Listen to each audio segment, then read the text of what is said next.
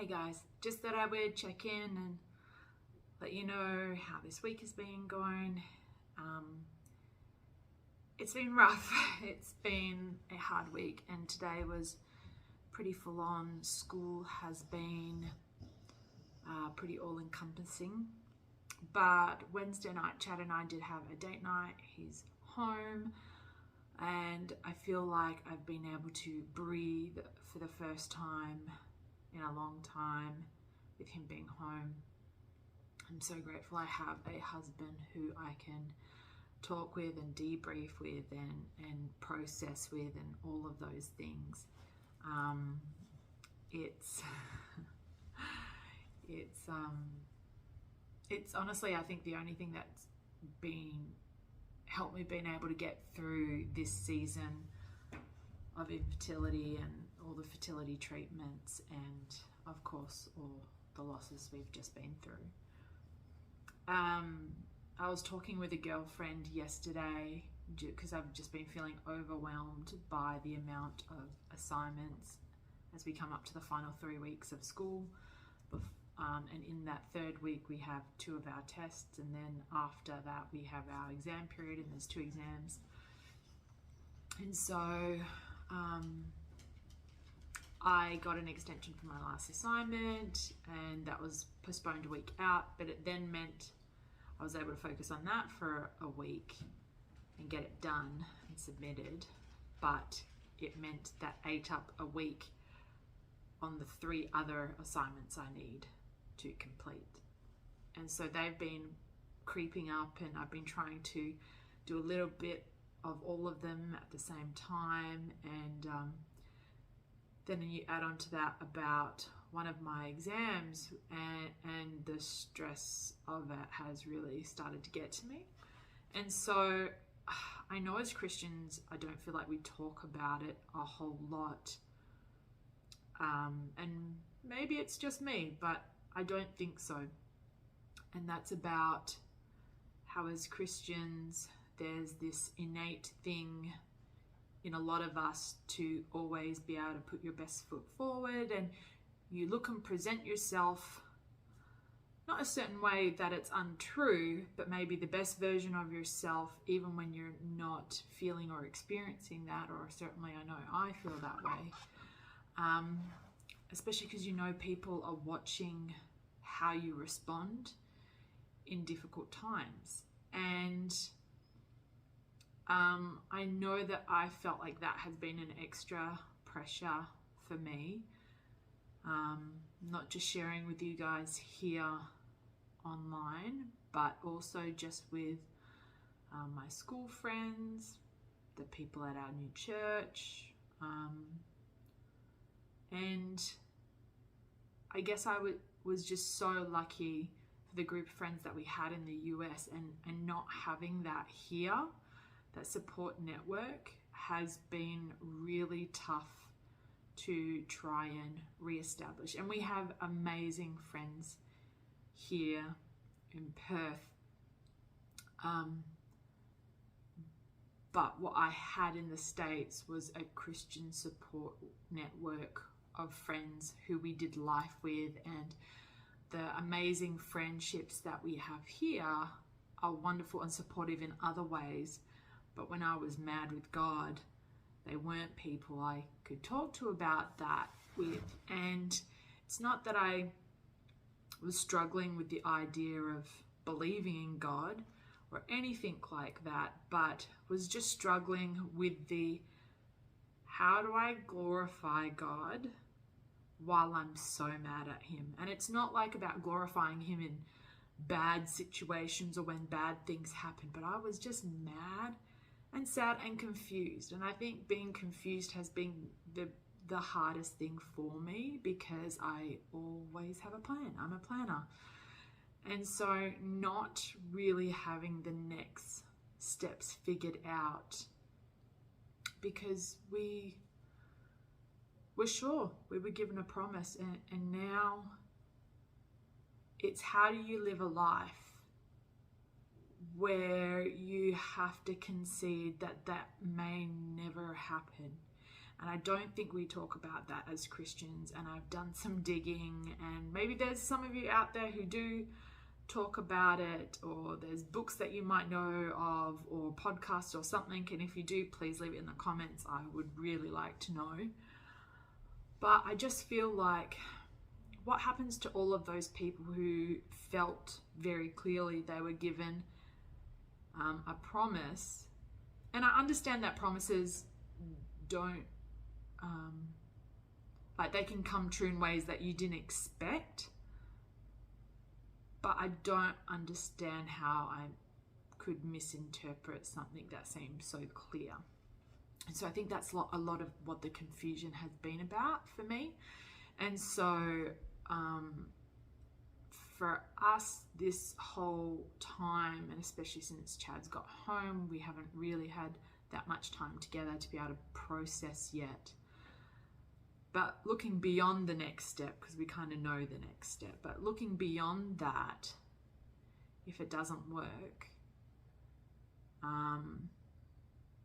it's at that point where it's like, well, how do we live the rest of our life when so much of our thoughts, plannings, hopes and dreams have revolved around this promise and us having children?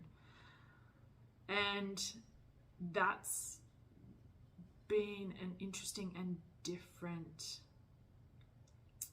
thought process that I've ever, I think, allowed to happen before.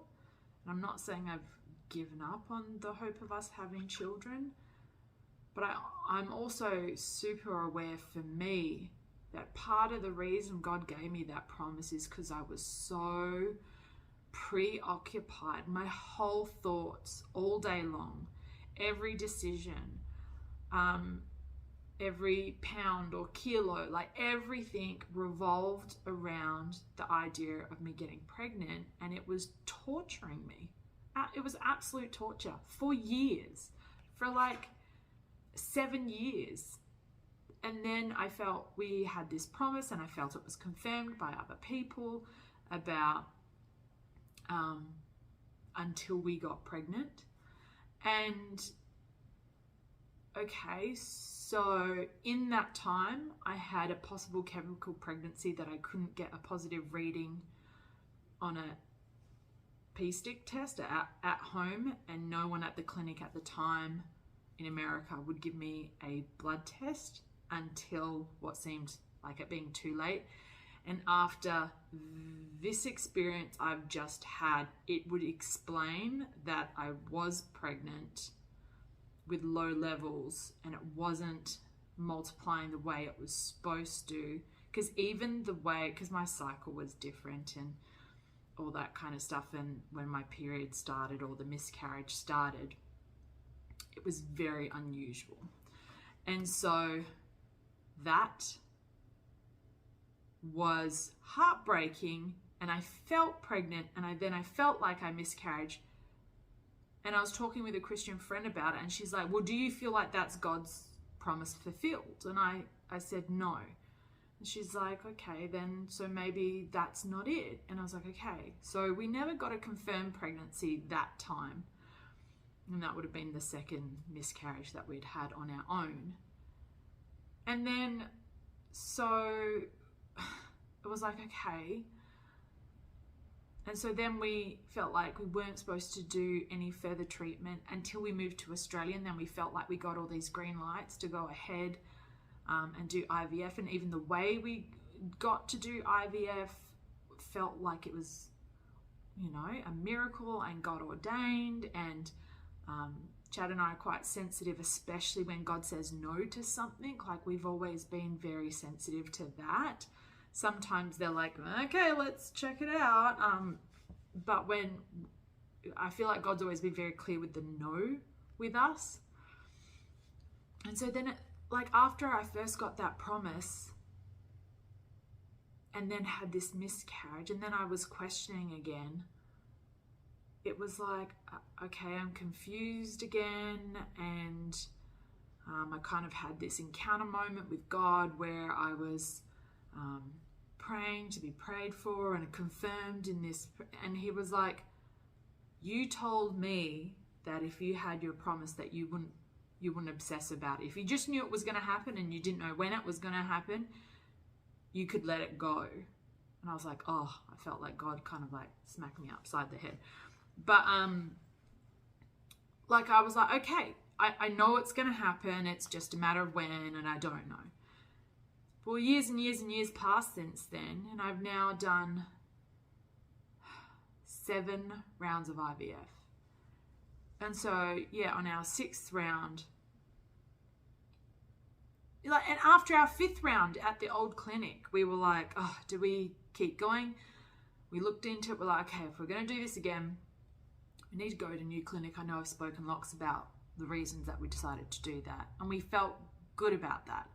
We did that 6th round, and it was confirmed all of my other concerns about getting pregnant and being sick and having OHSS. I'm so lucky and thankful that I didn't wind up in hospital losing ovaries or dying or any of that kind of stuff, because major complications can happen when you experience OHSS and it's not really taken care of. So, but during those 5 rounds, we had 3 transfers, 3 transfers and 3 losses. And for me, I was pregnant. I watched the dividing embryos go into my body. I knew I was pregnant, right? But the pregnancies didn't hold. And I think because of the way that it happened and the society that we live in, it was so easy for so many people to be like, oh, well, it wasn't really a pregnancy. You didn't really miscarry. You didn't really do all those, you know, you should have expected the loss, or, you know, that kind of thing. And I don't think people realize what it's like to see the life that you created be put into you and know that it's there. When you get pregnant naturally, you don't find out until you're pregnant. And so to know that you're pregnant and then have that ripped away from you each time is obviously devastating. And so that is up to then 5 losses or miscarriages, or however you guys want to quantify that. But for me, that was my 5th miscarriage. 1 was confirmed way back at the beginning, so 3 years after Chad and I started trying. And so these other ones, we weren't able to get any kind of confirmed pregnancy, not the natural one where I was probably about 8 weeks, and not the 3 from the transfer. And so then our 6th round, because of the OHSS symptoms and my levels and my follicle count being too high, we had that 1 embryo put on ice. And so we got 1 frozen embryo waiting for us, knowing that it wasn't as good a quality as the one that we had from our 7th round. So our 7th round of IVF, we had that. And then, as I said, after this promise, after, you know, I didn't feel like God's promise was fulfilled in the other 3 because there was no confirmed pregnancy, and maybe that's splitting hairs or whatever, but I didn't feel like that was God's promise fulfilled. And so then you come to this time of, you know, we got not 1, not 2 at-home positive pregnancy tests, but technically a 3rd confirmed pregnancy test that was low but there. And so to then have that, and that unknowing insecurity, confusion throughout that whole time, but to know we were pregnant and we did lose, and we did miscarry, and just because it was early doesn't mean it meant any less for us. So I just think after all of that, I didn't realize quite how much it had kind of compounded and accumulated. to then the loss and the grief that I was experiencing wasn't just about this first positive in 12 years since that first chemical pregnancy, you know, back the 3 years into trying. But it felt like, hang on a minute, not only does that mean God's promise was fulfilled, but then also struggling with and I've had now 5, this would be the 6th miscarriage, that most people don't really acknowledge how much loss we've actually suffered. And so I think you add on top of that all of the school stuff, it's just been a lot. It's been a really tough week of just processing through, like, all right, like, God's promise was there. It's not that I don't believe his promise will come true. I think it's more about, did I hear or interpret it the way he meant it?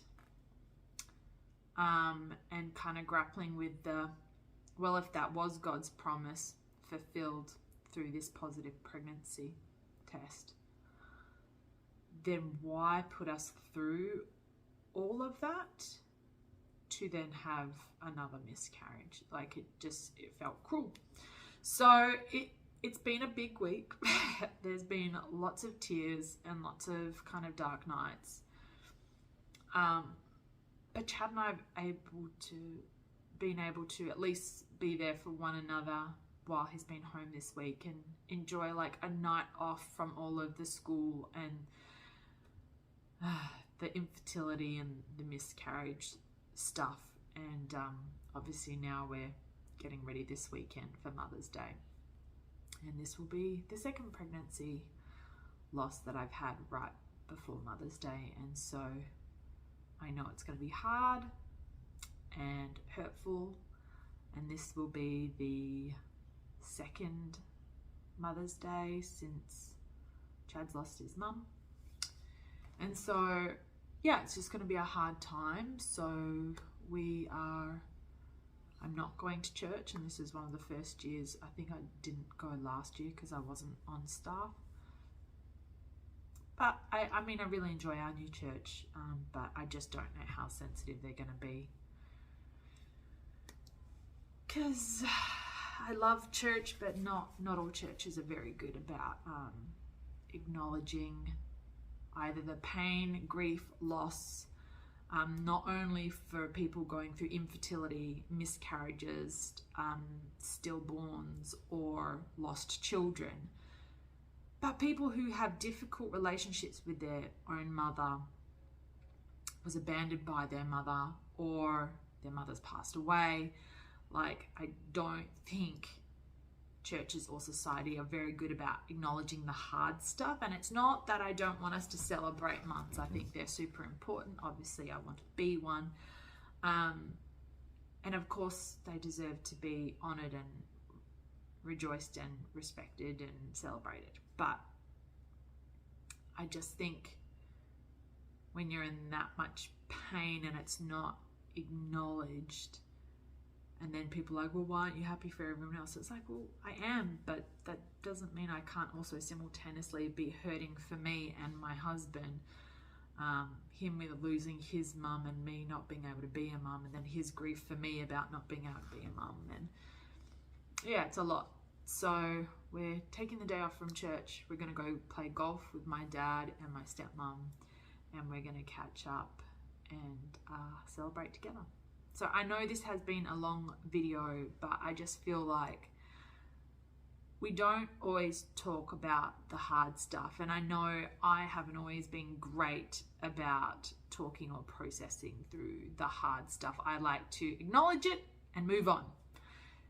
And that's not where all of us are at. And that's certainly not where I've been back at for the last couple of weeks. So anyway, just know if you're going through infertility or you've lost just a loved one in general recently, I love you. I'm one of you. I'm praying for you. If you have any questions for me around this whole situation, feel free to leave a message in the comments or on Facebook, and I'll get back to you. All right, I love you guys. Till next time. Bye.